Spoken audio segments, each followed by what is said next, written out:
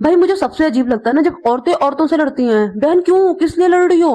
हाय मेरे घर में मेरा अपना, तुम्हारा अपना क्या रह गया? तुम्हारा अपना तुम्हारे बाप के घर पे भी नहीं था, निकाला गया था। तुम्हारा तुम्हारा अपना तुम्हारे ससुराल में भी नहीं है। वहां पे भी तुम सिर्फ काम करने के लिए आई हो, घर संभालने के लिए आई हो, किसी का वंश बढ़ाने के लिए आई हो। तुम्हारा अपना कुछ नहीं है। तुम चिल क्यों नहीं रह सकती? भाई माँ के घर में रहो तो माँ तुम्हें संस्कार सिखाएगी, तुम्हें वहां जाके ऐसा करना है। हमारे यहाँ ऐसे होता है। किसी दिन तुम पापा ने कह दिया तो ना, मम्मी पापा से भले कुछ ना कहे, हमें जरूर कूट देती हैं। भाई इनफैक्ट भाई अगर बड़ा है ना, छोटा भी है, अगर उसने भी कुछ कह दिया ना तो मम्मी लोग हमें ताने देते हैं, हमें कूट देती हैं। मतलब औरत होके औरतों को ही कूट रही हो। भाई बाप से और भाई से क्यों नहीं लड़ लेते? ससुराल में न्यूज आप देखेंगे, कहीं कोई ससुर नहीं पीटेगा।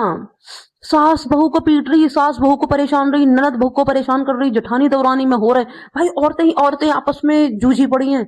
कुछ फर्क नहीं पड़ रहा है आदमियों को। आदमियों ने कहा चुप करो, इनको आपस में ही भिड़ा दो, ये आपस में ही भिड़ती रहेंगी, अपने में ही हक हक सम्मान खेलती रहेंगी, हम पे ज्यादा दिक्कत आएगी नहीं। क्योंकि असली गेम तो आदमी खेल रहे हैं। इधर मायके में हमें सिखाया गया कि वहां जाके तुम्हें कैसे रहना है, क्या पूरे संस्कार दिए जा रहे हैं, पूरी ट्रेनिंग दी जा रही है कि ससुराल में कैसे रहना। ससुराल में जाके पता चलता है हमारी ट्रेनिंग में कुछ कमी रह गई है, तो पूरी जिंदगी उस कमी को पूरा किया जाता है। फिर हम उम्र बढ़ती है तो एक बार हम फिर सास के फेज में आ जाते हैं, तो जो सीखा है वो हम अपनी बहुओं पे निकालते हैं। ऐसे ही क्रम चलता जा रहा है।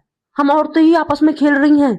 असली गुनहगार जो हमें आपस में भिड़ाने वाले हैं वो आदमी है। आप इस बात को समझो। आपस में ही खेल रही हो। गई dear womens, you are cutie pie, you बहुत सुंदर हो यार, तुम जियो। देखो तुम्हारा अपना घर तो है नहीं कोई, मम्मी पापा का घर, बाबुल का घर तो तुम्हें निकाल दिया गया है, ससुराल तुम्हारा अपना है नहीं, तो तुम इतना क्यों ची पू करती रहती हो भाई? हैं? तुम्हें किस बात का खौफ है? तो चुपचाप शांति से खा पी के पढ़ नहीं सकती? हम लोगों की ऐसी ऐसी एक्सपेक्टेशंस तुम सेट कर रही हो ना कि हम जब जाएंगे ना तो कहेंगे हमें तो बिस्तर पे ही चाय मिल जाती है। अरे क्यों चाय देती हो बिस्तर पे? थोड़ा सा पैरों से चल लेंगे तो कुछ हो जाएगा? जरूरी है इतनी नौटंकी करना? है?